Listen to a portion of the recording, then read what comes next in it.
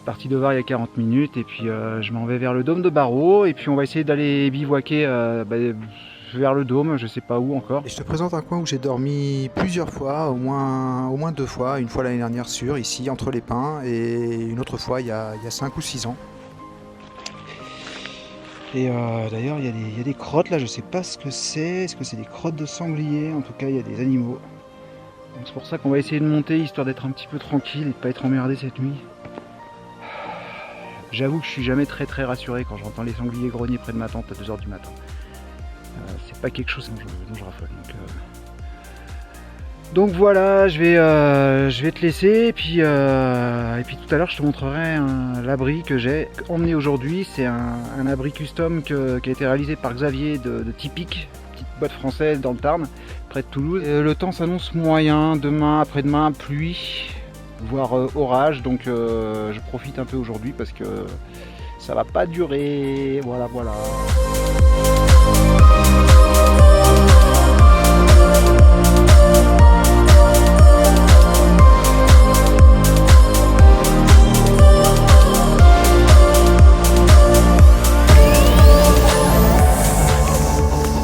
De Var, toute la région du dôme du Barreau, en fait c'est que des roches rouges. Regarde comme c'est beau. Joli hein, c'est joli non? Très jolie roche rouge qu'on retrouve partout dans le coin. C'est pour ça que j'adore venir me balader ici parce que c'est vraiment particulier et on retrouve ça quasiment nulle part ailleurs. Alors il y a les Dalhuis dans le coin, mais sinon et là encore, on en est au début, hein. On est juste au début en fait du massif. Et après on va évoluer dans des couleurs automnales avec du rose, du rose, qu'est-ce que je raconte, du jaune, de l'orange, du vert et puis ces roches rouges. Ah, c'est magnifique quoi. Et regarde un peu en face avec cette herbe qui commence à jaunir là, avec l'hiver qui approche. Ça donne des nuances de couleurs juste magnifiques quoi. C'est un vrai tableau d'artiste peintre. Voilà. C'était la petite pensée philo du jour. Voilà, on va arriver bientôt à la Vigude, au collet de la Vigude, juste sous le dôme de Barreau, qui est le point culminant du coin, à un peu plus de 2100 mètres d'altitude. Alors, là, tu peux voir que voilà, le sentier, tu le devines un peu sur le côté. Et le dôme de Barreau, c'est le sommet qui est caché par le brouillard juste en face. D'ailleurs, le brouillard, il commence à venir de plus en plus et à descendre. Je pense que dans 1 heure, là où on est actuellement, ce sera complètement dans la brume.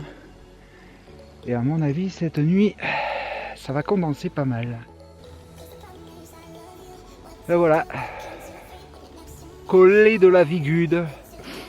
Collet de la Vigude, 1594 mètres. Et là, on va grimper dans la brume. On va grimper dans le brouillard. Et on va y rester un petit peu, je crois. Alors il y a 2 options.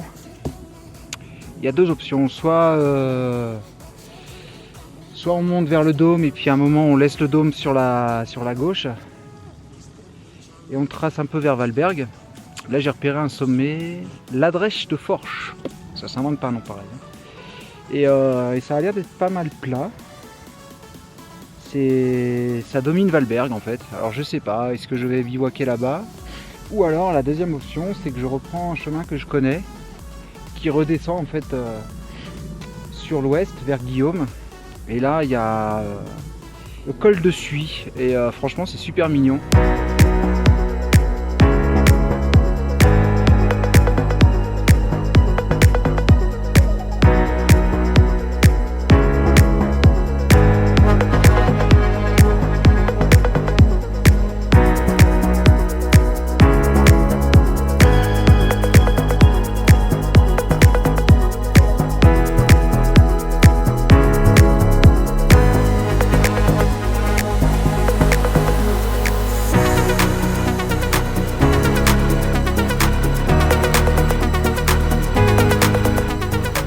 À 1 heure de Nice, à 1 heure de la mer, de la Méditerranée.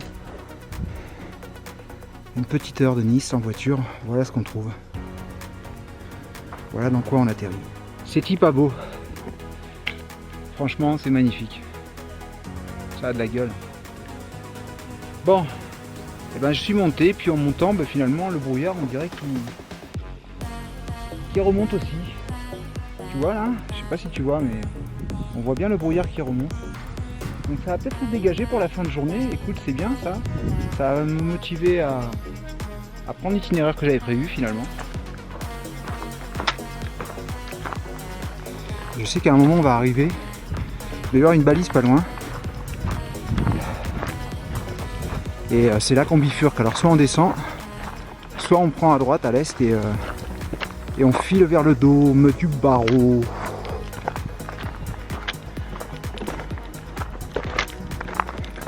Alors je t'avoue que j'ai pas encore pris ma décision, je sais pas. Je vais peut-être me la faire à pile ou face. Bah, je peux même pas me la faire à pile ou face parce que j'ai pas de pièces avec moi, mais je peux la faire à la courte paille. Où je décide. Il reste encore quelques mètres pour décider. Le brouillard finalement il est partout, il est revenu, donc je vais aller au col de Suy, c'est pas très loin, je vais redescendre. Bon, ça fait chier parce que c'est aussi dans la brume, mais de toute façon là je pense que ça y est, hein, le mauvais temps, je vais pas y couper. Dommage, pour la vue on passera. Donc je vais aller au col du Suy et je bivouaquerai au col de Suy. Par contre il faut que je regarde, je pense que niveau flotte c'est mort, on verra bien. En tout cas, j'en profiterai donc pour te montrer cet abri dont je te parle depuis le début de cette vidéo. Abri réalisé par Xavier de Typique. Il n'y a pas beaucoup d'artisans aujourd'hui en France qui fabriquent des abris ultra légers, des abris vraiment pour les randonneurs minimalistes. J'ai aucune action chez lui, j'en parle parce que franchement j'apprécie beaucoup ce qu'il fait. J'en parlerai peut-être dans une vidéo de ça d'ailleurs, je te ferai peut-être une vidéo sur les matériaux pour les abris. Je pense que ça vaut le coup d'en parler vraiment en détail. Et donc on fera une vidéo à part pour ça. En attendant, je vais redescendre vers le col de Suy et puis je te dis à tout à l'heure si il y a encore de la visibilité pour te faire cette vidéo avant que la nuit tombe. Et je crois que j'ai trouvé le bon endroit pour bivouaquer ce soir. On est un petit peu en dessous du col de Suy. Je pensais que c'était au col en fait que j'avais trouvé le coin, mais en fait non, c'est ici. Je te montre. Tu vois, c'est tout joli, c'est tout plat. Et puis alors ce qui est super beau, c'est ça, tu vois. Regarde-moi ces roches là. Je vais voir s'il y a moyen de zoomer un peu pour te montrer ça de près. Que tu vois un peu à quoi ça ressemble.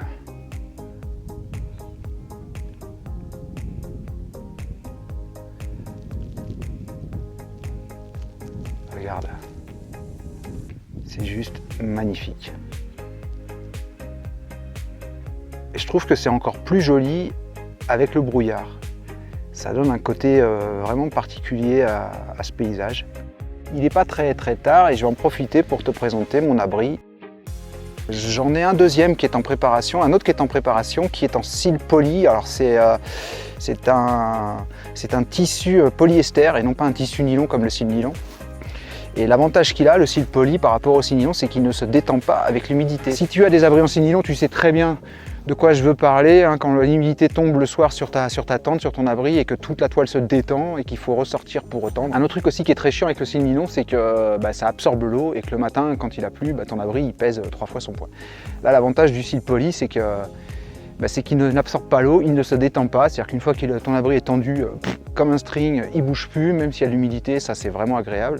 C'est-à-dire que le matin tu ne te réveilles pas avec la toile qui te chatouille le nez. On va avoir quelques gouttes de pluie aussi qui vont pas tarder à arriver, donc ce que je te propose c'est que je pose l'abri, et une fois qu'il est planté, qu'il est monté, je te le présente un petit peu. Ok, on fait comme ça? Allez, à tout de suite.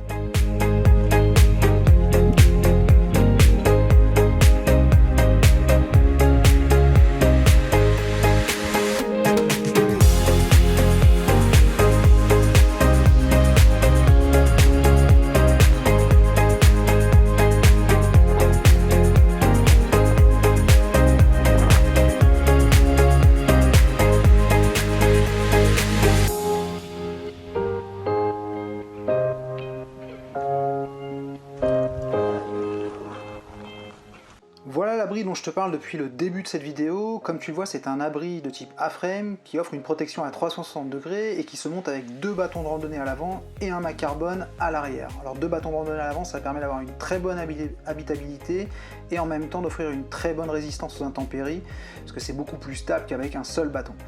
Je Je te l'ai déjà précisé, mais si tu prends la vidéo en cours, c'est un abri qui a été réalisé par Tipeee, qui est à ma connaissance le seul cottage manufacturer, le seul artisan en France qui est spécialisé dans les abris ultra légers. C'est une boîte qui a été créée par Xavier, je ne l'ai jamais rencontré en vrai, mais c'est quelqu'un avec qui j'ai énormément échangé par mail. C'est également un passionné qui a pas mal bougé, je crois que c'est suite à un vélo trip en Amérique du Sud qu'il a décidé de monter sa boîte et de créer des abris. Alors il réalise essentiellement des tipis, d'où le nom typique, mais il est également très ouvert aux projets sur mesure, aux projets custom. Et moi j'avais parlé de ce projet, et dans son catalogue il a un abri qui s'appelle le Piulou, qui a la particularité d'avoir la fermeture des portes qui se fait par simple chevauchement. Et cette fonction me plaisait beaucoup, je lui ai demandé s'il pouvait transposer ce type de porte sur un abri à frame, et voilà le résultat. Pas de fermeture éclair, pas de velcro, pas de point faible. On a un gain de poids, un gain de simplicité, et ça me plaît. Alors c'est un abri que j'ai voulu énormément spacieux, on peut dormir à deux dedans, la tête à l'avant. Pour moi l'idée à départ c'était de dormir la tête à l'arrière pour profiter de la vue tout en étant bien abrité. Là tu t'en rends peut-être pas compte, mais l'arrière fait 1 mètre de large par 80 cm de haut, donc c'est quand même vachement grand pour une personne. L'avant on a 140 cm de largeur pour une hauteur de 130 cm à l'entrée, donc pour une personne seule c'est vraiment un palace. Mais quand on doit passer beaucoup de temps dans son abri, quand le temps est vraiment mauvais ou lorsque les nuits sont très longues comme en hiver, moi personnellement je trouve que c'est tellement plus agréable de ne pas se sentir étriqué comme dans un cercueil et de pouvoir bouger sans se contorsionner et de pouvoir vivre un petit peu sous son abri. Et ça te change quand même nettement la vie d'avoir de l'espace et de ne pas te sentir étriqué quand tu as un temps pourri dehors et que tu n'as pas envie de mouiller toutes tes affaires. Alors comme je te l'ai dit juste avant, on peut accessoirement dormir à deux dedans, il y a 140 cm de largeur à l'entrée. La longueur du bâton que tu vois là jusqu'à l'arrière, de 2,60 m, 260 cm, donc voilà, il y a de la place. Et puis sur la pointe, si on va jusqu'à la pointe des portes, ici on a quasiment 3 mètres de longueur avec l'abside une fois que les portes sont fermées. Donc c'est vraiment très très grand. Et le seul inconvénient justement, ce qu'il en faut bien, des abris parfaits, ça n'existe pas. C'est pas trop le poids parce que ça reste encore raisonnable vu l'habitabilité, mais c'est plutôt l'empreinte au sol. C'est un abri qui prend un peu de place et c'est normal vu ses dimensions, mais c'est un compromis que je suis prêt personnellement à accepter.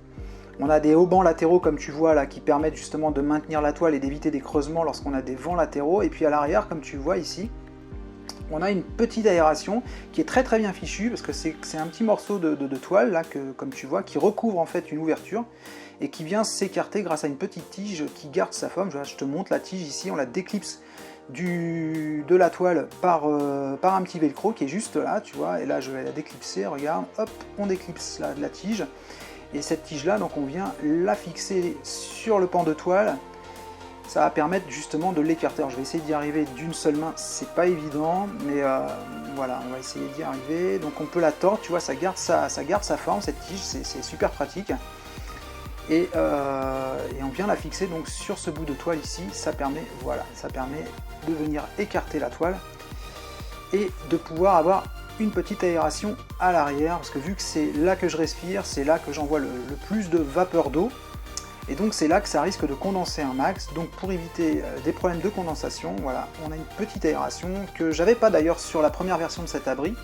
Et puis en discutant avec des amis, en fait, on m'a donné cette idée d'aération, justement, vu que l'idée pour moi en solo c'est de dormir la tête à l'arrière. Et c'est vrai que c'est pas bête du tout comme idée, parce que donc, une fois qu'on a fermé les portes de l'abri, on n'a aucune aération. Alors si on laisse les portes ouvertes, bien entendu, il n'y a pas de problème, hein, tu vois, là actuellement on peut laisser même une porte ouverte comme je l'ai fait ici. Mais là, avec le temps qu'on a comme aujourd'hui, où on a énormément d'humidité, comme tu peux le voir avec la brume qui s'installe, bon, bah, c'est pas mal d'avoir une aération, même si ça va pas non plus changer la vie en termes de condensation. Si ça doit condenser, ça condensera quand même, mais ça peut quand même éviter d'avoir trop de condensation en tout cas. Voilà.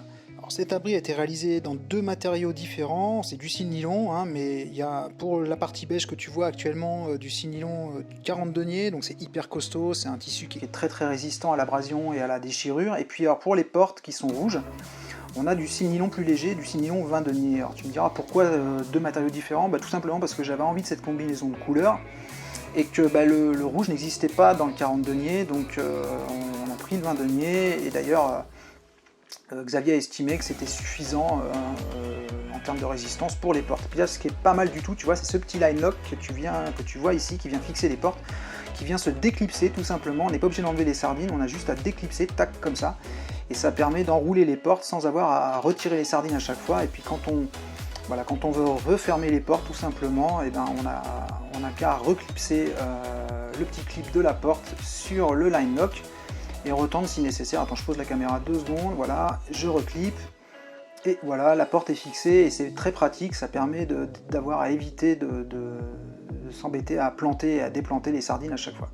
Donc tu vois, comme je te le montre, ici on a vraiment de la place, c'est vraiment agréable, on peut tout à fait se changer dedans sans se contorsionner, on peut cuisiner, on peut bouquiner, on peut faire chauffer de l'eau en faisant un minimum attention bien entendu, mais voilà, il y a de la place, il n'y a aucun souci d'espace, on est bien, on est même très bien.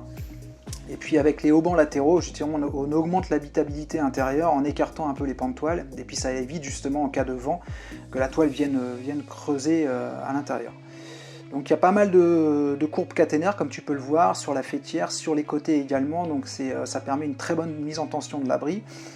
Et voilà, c'est un abri que j'adore, que j'ai utilisé pour partir cette année en Suède dans le parc du Sarek, et franchement il a très bien fait le job.